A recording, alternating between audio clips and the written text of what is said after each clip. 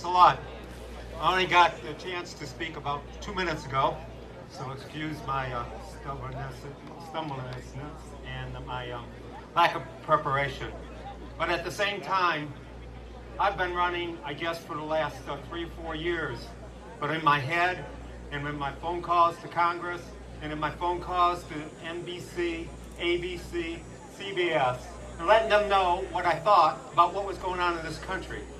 And on August the 2nd, I was riding along, I was listening to a radio station. The radio station had a bunch of you calling in because it was right after the debt ceiling agreement.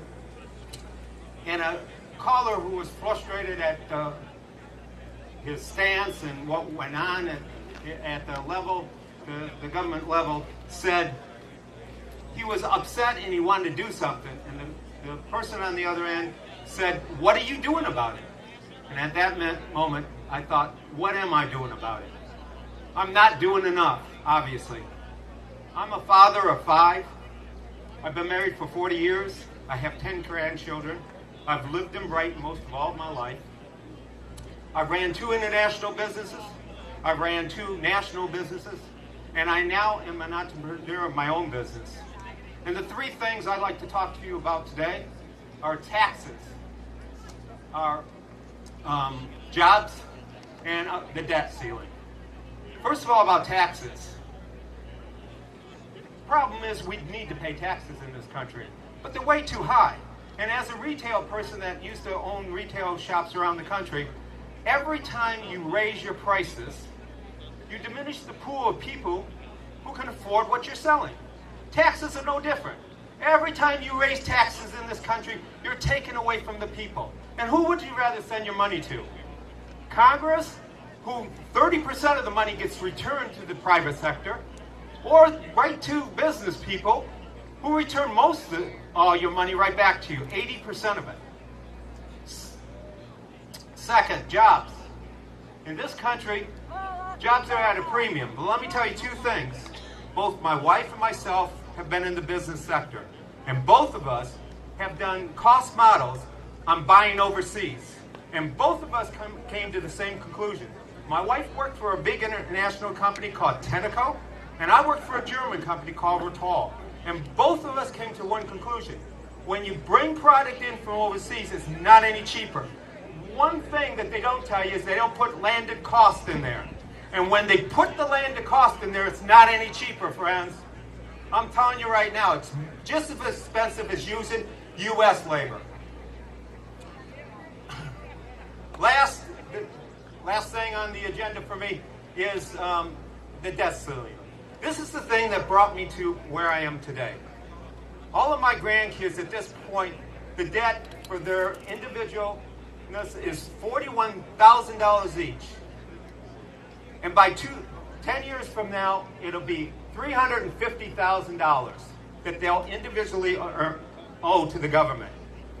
We can't have that kind of debt laid on our future generations. Now, I'm up for other issues, and you can go to my website, chuckmarino.com, to see all the issues I'm for. But I want to tell you 2 little stories, if I could. One was a story that I just heard a couple years ago, and that was a story of a young woman. Her name was Rebecca. Rebecca was a child that her mother tried to abort 2 times.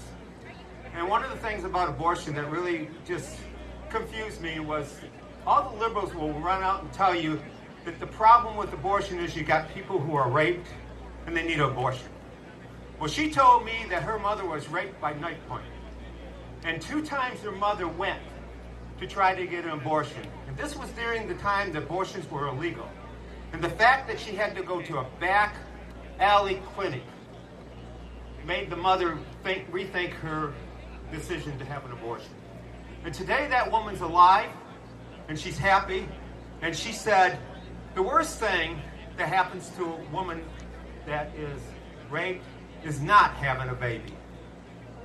It's having an abortion. You can go to my website and you can see her message.